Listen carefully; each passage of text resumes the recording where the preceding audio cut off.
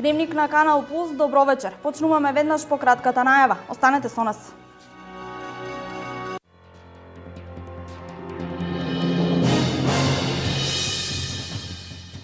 Сите заинтересирани лица со инвалидност кои се работоспособни од денеска ќе имаат можност да аплицираат за грант за самовработување.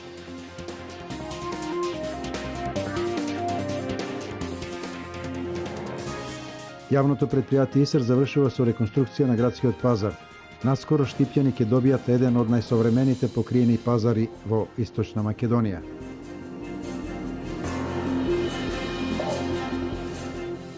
Заврши пречистувањето на избирачкиот список во Виница. Над 300 лица кои беа посочени како фантоми имаат сопствени адреси, потврдија надлежните.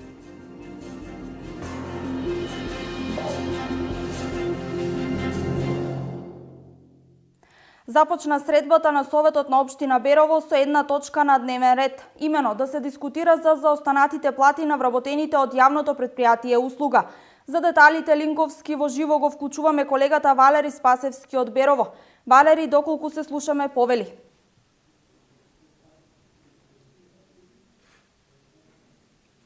Токму така, Александра, како што најави, со нас вечерва е градоначалникот на општина Берово Драги Наџински, кој ќе ни каже нешто повеќе за средбата на Советот на општина Берово, која вечерва има само една точка на дневен ред, решавање на проблемот во комуналното предпријатие и услуга во Берово. Добро вечер, да, така е. Денес по барање на штрајкувачкиот одбор при јавното комунално предпријатие и менаџерскиот тим беше свикана 30-та вонредна седница на Советот на општина Берово се со една цел да се изнајдат решенија за лошата финансиска состојба и лошото финансиско работење на јавното комунално предпријатие. Првин од мене лично и од позицијата градоначалник ја поздравувам иницијативата, го поддржувам штрајкот на вработените, зашто недолично е да не се земаат 3 месеци плата, а да се оди на работа, од причина што тие ги вршат услугите, но за жал заради тоа што неколку години нанадзад работат со ценовник и со цени кои се диспаритетни, тоест цените се пониски од цената на чинењето на услугата која ја даваат, се доведе јавното комунално предпријатие во таква состојба. Да кажам и тоа дека се отвори и нова работна единица пречистување на фекални води од 2011 година, која месечно прави трошоци на јавното комунално предпријатие од 350.000 денари и се тоа се баланси кои ја оптеретуваат сметката на предпријатието, но за жал сите овие дефицити на финансиски средства се одразија врз нередовното земање на плата. Еден час речи си како трае средбата, има ли некои најави за решавање на проблемот и дали доколку вечерва, предпоставам во доцните вечерни часови се реши проблемот, веќе ќе може да имаме радосна вест, така да кажеме, за вработените? Седницата отпочна, ние ќе ги изнесеме сите наши ставови и добро е што на седницата треба да знаат дека Советот ја има одговорноста за решавањето на проблемите, зашто тој е оснивач на јавното предпријатие и тој ги носи одлуките со кои треба да работи јавното предпријатие, го формира органот на управување, управен одбор и надзорен одбор и сите досега донесени негативни одлуки од страна на Советот ја доведоа до оваа состојба предпријатието. И јас како градоначалник досега сум интервенирал финансиски со тоа што сум обезбедувал и сум вградувал во буџетот субвенции. Еви и сега имаме можност да вградиме повторно со ребаланс субвенции, но не значи дека трајно ќе го решиме проблемот. Ако бидат во добра волја, ако не сакаат популизам и ако не сакаат тоа да им биде една политичка бомба која ја најавуваат поодамна дека ќе се случи во Берово, тогаш нека размислуваат, зашто во некои други медиуми веќе читам и гледам дека Берово е станало, се случило еколошка катастрофа. Јас како градоначалник нема да дозволам да има еколошка катастрофа, ќе преземам други мерки, но сепак треба да знаат тие дека ако не донесат одлуки кои ќе почнат да ја носат работата позитивно на јавното комунално предпријатие, сепак јас како градоначалник законски немам надлежности нешто да направам без донесени одлуки од Советот. Студи ова беше градоначалникот на Берово Драги Наџински, кој што е дел од седницата која вечерва е вонредна и се одржува со една цел да се реши проблемот на вработените во јавното претпријатие и услуга.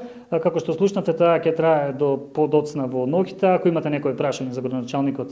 Така, во ред, Валери, ти благодарам многу за јавувањето, за линковското јавување во живо во дневникот на Канал Плюс. За сега немаме дополнителни прашања, се разбира ќе ја следиме и понатаму информацијата и ќе ги информираме нашите гледачи за тоа што всушност ќе се случува денес и утре во општина Берово. А ние продолжуваме со останатите актуелности. Над 12.000 евра помош можат да добијат лицата со инвалидитет за да се самовработат. Парите ќе им користат за отворање на бизнисот, обезбедување на потребниот материјал и опрема за работа и за вработување на потребниот кадар. Освен финансии, тие ќе добијат и обуки и помош за изработка на бизнис планот. За оваа мерка државата за годинава издвои близу 800.000 евра. Грантот за самовработување е 270.000 денари, а за секое дополнително вработување до максимум 2 вработувања по 92.000 денари по вработено лице. Може да добијат и еднократна парична помош 9 месеци после формирањето на сопствената компанија од 20 просечни плати, финансиска поддршка од Агенцијата за вработување и 100.000 денари за опремување на работното место. Одржана редовната 23-та седница на Советот за развој на Источен плански регион, чиј домаќин беше општина Зрновци. Присуствуваа градоначалниците на сите 11 општини од регионот. Се разговараше за доста значајни точки, бидејќи се работи за финансирање на проекти од донатори. Станува збор за проекти од областа на туризмот и од областа на природно и културно-историско наследство, односно заштитени подрачја со природни реткости. Проектите за развој на туризмот и изработка на елаборати за подрачја со природни реткости се финансирани од страна на програмата за зачувување на природата во Македонија. Средствата за нивна реализација се обезбедени од Швајцарската агенција за развој и соработка, а национален координатор е Фармахем од Скопје. Од областа на туризмот предложени се 15 проекти од сите 11 општини во планскиот регион. Буџетот за реализација на овие проекти изнесува 180.000 швајцарски франци, но ќе бидат финансирани максимум 3 проекти. Една од точките се однесуваше на изработка на елаборати за подрачја со природни реткости. Предложени се 8 подрачја. Предложен е ДАП во село Бели од страна на општина Кочани, Црната дудинка е предложена од страна на општина Пробиштип, исто така и вулканските бомби од општина Пробиштип, како и геопаркот Лесново. Значи, општина Пробиштип има 3 предлог проекти. Потоа општина Делчево го предложи подрачјето Звегор и подрачјето Стамер, а додека има и Киселичките пештери, значи повторно 3 проекти. И имаме еден проект за природни реткости од страна на општина Берово, тоа е Дабовски андак. Значи, сите ќе бидат исфинансирани. На седницата беше предадена и дополнителната проектна документација за изградба на систем за одведување и третман на отпадни фекални и атмосферски води на Пониква. Очекуваме да ги тоа средиме со еден колектор за фекалните отпадни води. Едниот ќе биде на источната страна, дел од кој што го зафаќа општината Кочани, другиот дел ќе биде на западната страна, дел од кој што го зафаќа општината Пробиштип.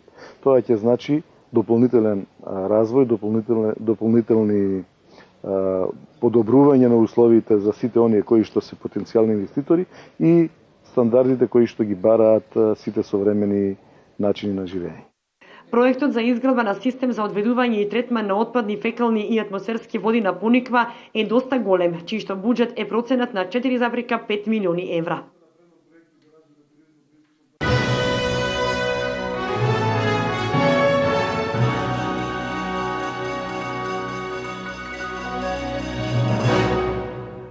Јавното предпријатие ИСАР завршува со реконструкцијата на градскиот пазар. Наскоро штипјани ќе добијат еден од најсовремените покриени пазари во Источна Македонија. Наскоро штипјани ќе пазарат во нов модерен градски пазар. Изградбата на дуќаните и покривањето на пазарот се во завршна фаза. По повеќе од 25 години јавното предпријатие ИСАР за прв пат врши реконструкција на пазарот, со што ќе се подобрат условите и за продавачите и за купувачите.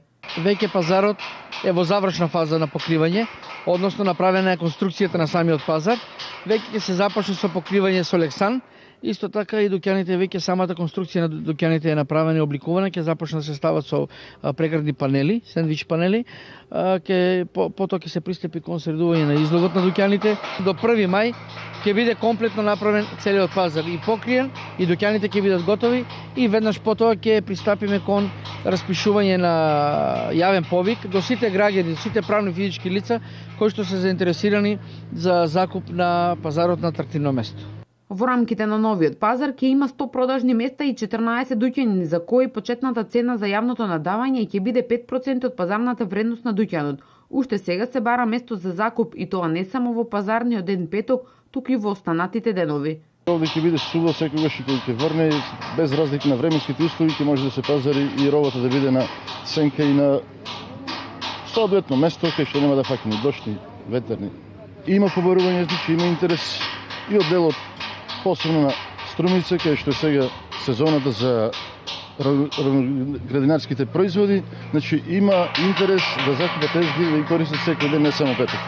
Финансиските средства за реконструкција на градскиот пазар во вредност од 9 милиони денари ги обезбеди јавното претпријатие ИСР. Во иднина во план е подобрување на паркинг просторот. Ќе се адаптира површина од околу 3000 метри квадратни, кој ќе се користи за потребите на градскиот пазар. Започна со реализација втората фаза од проектот изградба на пат Берово туристичка населба Абланица. Ке се гради пат долг 1650 метри со вкупна вредност од околу 9 милиони денари. Стратешката цел на општина Берово за постојано подобрување на патната инфраструктура до туристичките населби како едно од потребите за подигање на Берово како значајна туристичка дестинација резултираше со реализација на значајни проекти преку кои се промовира сето она што го нуди природата во Берово. Како дел од овие заложби по завршувањето на првата фаза од проектот за изградба на асфалтен пат Берово-Абланица преку местноста Црвен брег, сега започна изградбата и на втората фаза од овој проект. Втората фаза опфаќа изградба на пат од манастирот Свети Гаврил Епископ и се поврзува со постоечкиот асфалтен пат во туристичката населба Абланица во должина од 1650 метри. Ова е пат кој ќе ја поврзе туристичката населба со градот Берово, тоест ќе направи една целина со асфалтниот пат кој оди према границата со Република Бугарија. Со овој проект градоначалникот очекува дека ќе заживее туризмот и во овој крај на Берово. Мислам дека со асфалтирањето на тој пат ќе овозможиме да има поголема отвореност на туристичката населба, со тоа ќе кажеме дека таа веќе станува поатрактивна, зашто е попристапна и мислам дека ќе имаме поголема побарувачка и поголема изградба на викенд кучички, на комерцијални објекти во туристичката населба. И сметам дека изведувачот кој има рок во рок од 60 дена да ги заврши работите, ќе го спази рокот така да во почетокот на туристичката сезона, тоест во почетокот на месец јуни, ќе имаме нов асфалтиран пат од Берово за туристичка населба Абланица. Вкупната вредност на втората фаза од изградбата на патот Берово-Абланица е 8.220.033 денари. Се реконструираат две училишни згради во општина Карбинци, кај кои не е интервенирано повеќе од 30 години. Учениците во иднина наместо во руини ќе учат во нови уредени училници. Интензивно се работи на реконструкција на кровната конструкција на основното училиште Страшо Пинџуров во општина Карбинци. Старата повеќе од 35 години азбестна конструкција ќе биде заменета со лимена. На овој начин се зачувува здравјето на учениците и вработените во училиштето, бидејќи азбестните кровни конструкции се канцерогени и според европските стандарди не се дозволени за употреба. И до сега половина кровна конструкција е заменета, останува до крајот на наредните неколку месеци да се замени и преостанатиот дел на кровната конструкција. Имено станува збор за површина од 2000 метри квадратни и стариот кров кој беше азбесен се заменува со нова кровна конструкција која всушност е лимена метална. По кременување на кровот, Активно течат и градежните работи за целосна реконструкција на санитарните јазли и сооблекувалните во училиштето. Станува збор околу 10 санитарни јазли во машките и женските вециња за учениците и комплетна реконструкција со санитарни јазли во сооблекувалните машки и женски кај спортската сала. При крај се градежните активности и во основното училиште во село Долни Балван, каде настава посетуваат 9 ученици од прво до пето одделение. Со општински средства санираме влагата, уредуваме фасадата, школскиот двор ќе биде уреден и ограда на школскиот двор ќе биде направена нова. Средствата за реконструкција на основното училиште Страшо Пинчур од општина Карбинци ги обезбеди владата на Република Македонија. Активностите околу реконструкцијата на Заводот за вработување во Штип се при крај. По завршувањето за невработените лица ќе бидат отворени шалтери за пријавување. Веќе одреден период во тек е реконструкција на објектот на подрачната единица на Агенцијата за вработување во Штип. Она што е значајно со оваа реконструкција е воведувањето на шалтерски систем, каде ќе може да се евидентираат невработените лица. Нема да имат потреба да одат од канцеларија во канцеларија, ќе дојдат на шалтер, ќе се пријават, ќе прашат што и потребно од агенцијата и ние одговараме во моментот и се заменуваат. Нема да имаме веќе шетање по канцеларии. Реконструкцијата предвидува и измени на интериерот на сите простории каде се сместени вработените, потоа санитарните делови, но и екстериерот, нова кровна конструкција и нов изглед на фасадата на зградата. Комплетна реконструкција се прави од подови, зидови, врати, столарија, значи се е ново. Очекуваме за кратко време веќе да официјално да го отвориме, значи новите простории, средени, реконструирани. Според проценките на Димчов, работите би требало да бидат завршени најдоцна за 1 месец.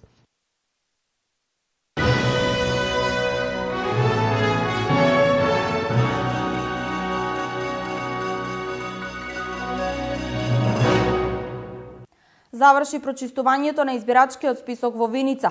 Фантоми нема. Сите 341 лице кои беа посочени како неконзистентни од страна на ДИК се анкетирани и нема ниту еден фантом, потврдија надлежните. Во Виница заврши теренската проверка на неконзистентните гласачи од избирачкиот список кои беа посочени од Државната изборна комисија.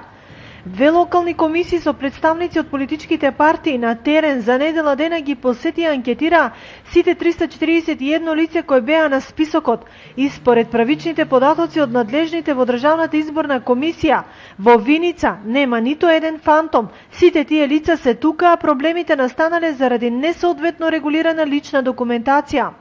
Дел од лицата кои беа на списокот и беа посетени од страна на комисиите еве што изјавија. Ние беме посетени од таа комисија, ама тоа не е тачно. Ние сме редовни гласачи тука и гласаме во старото школа Славчо Стојменски.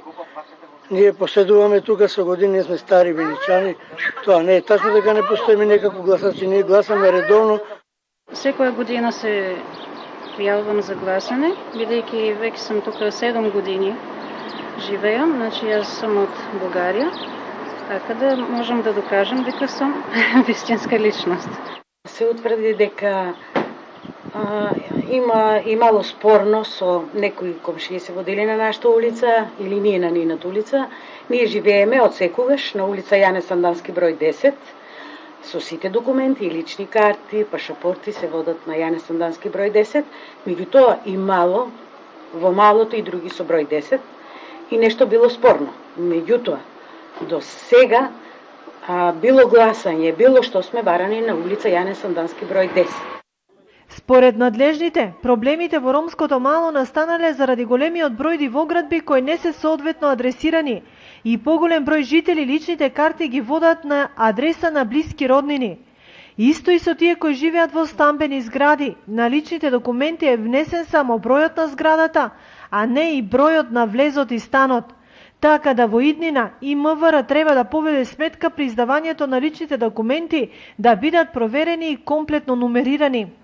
Инаку до вчера, податоците за сите тие 341 лице во Виница се обработени и внесени во компјутерската евиденција на Државната изборна комисија.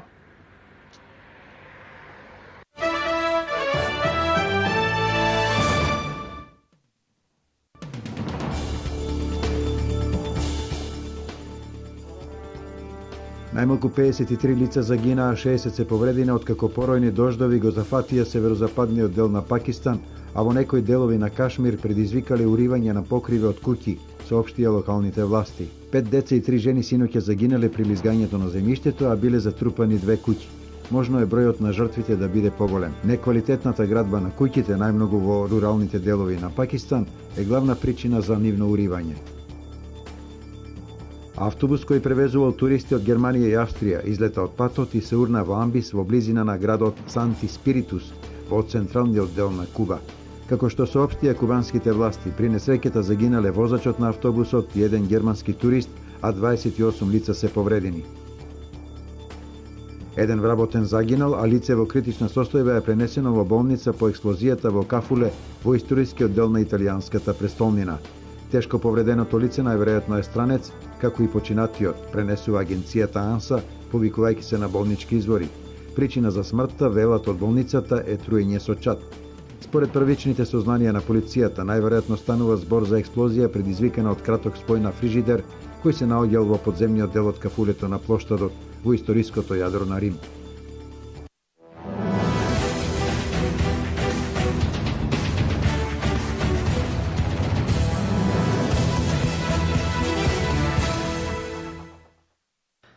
Шкендија стигна до минимална гостинска победа на Филип II од 0:1 над Работнички за продолжување на победничката серија во првата македонска фудбалска лига. Ова беше првиот меч од 24-тото коло кој се одигра во саботата. Остатокот од колото се играше вчера попладне. Вардар и по 24-тото коло во првата македонска фудбалска лига ја задржа предноста од 5 бода во однос на Шкендија. Црвено-црните во помалку тензична атмосфера славеа на теренот на Шкупи со 0:1. Единствениот гол го постигна Филипе во 70-та минута. Фудбалерите на Силекс пак со победа против Ренова во 24-тото коло од 1:0 направија голем чекор кон пласманот во фудбалска Европа. Штипска Брегалница пак забележа убедлива победа од 5:0 на гости во Охрид кај Младост и во последниот надпревар од ова 24-то коло Металург Турново заврши со резултат од 0:1 за гостите, односно за Турново. Моменталната табела по одигрувањето на 24-тото коло изгледа вака: Вардар е на врвот со 58 бода, Шкендија има 56, Шкупи и Силекс по 34 бода, Работнички 33, Ренова 25, Хоризонт Турново 24, Брегалница 23, Младост 16 и Металург на последната позиција со 15 бода.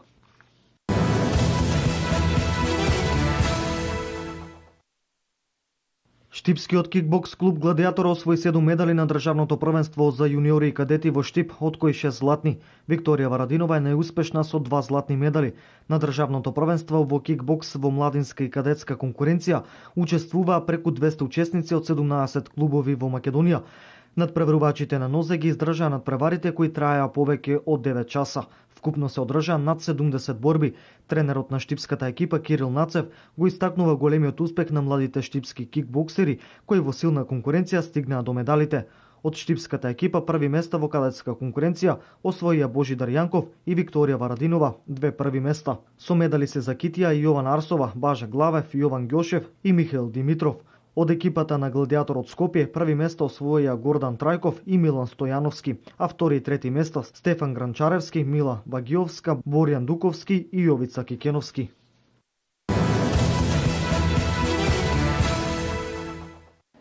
Женскиот кошаркарски клуб Клубски Патриот од Делчево обезбеди пласман во плејоф надпреварите од првата женска кошаркарска лига на Македонија.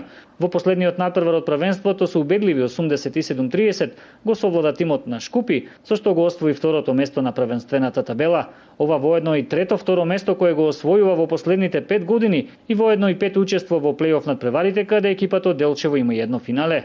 Полуфиналето кое го игра со кошаркарскиот клуб Студент од Скопје, клубски ќе го одигра веќе наредниот викенд, а екипата од Делчево е голем фаворит и ќе има водство од 1:0 во првиот надпревар, бидејќи се сметаат победите во претходно одиграните надпревари во првенствениот дел. Ова ќе биде одлична покана за љубителите на кошарката во Делчево следниот викенд да гледаат интересен надпревар и да го прослават влезот на клубски во финалето на плејофот надпреварите.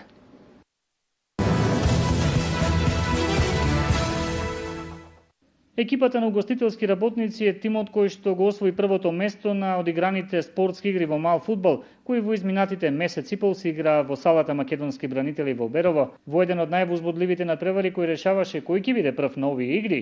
Угостителски работници и екипата на банки, пошти и бензински пумпи одиграа 1:1. Двете екипи ја покажаа својата супериорност и непоразеност во досегашните кола со по 9 победи и ниту еден пораз. Тимот на угостители заврши прв само заради подобрата гол разлика од 1 гол пред екипата на банки, пошти и бензински пумпи. Третото место на овие игри го освои екипата на општина Берово и ПСШ Малешево со победата од 2:0 над екипата на Фагос од Пехчево. Инаку за првопласираните три екипи општината Берово, која беше организатор на турнирот, им додели пехари и дипломи, додека дипломи и медали беа доделени и на најдобриот стрелец Александар Мишовски од екипата на банки, пошти и бензински пумпи, најдобриот играч Дејан Аврамски од екипата на угостителски работници, како и најдобриот голман Александар Боболински од екипата на банки, пошти и бензински пумпи. Исто така медал и диплома доби и ветеранот нови игри Жико Милошевски, кој што се надпреваруваше во екипата на ЕПКР услуга од Берово. Освен дипломи и медали, благодарници за учество на спортските игри во мал фудбал 2016 во Берово добија и сите екипи кои беа дел од турнирот оваа година.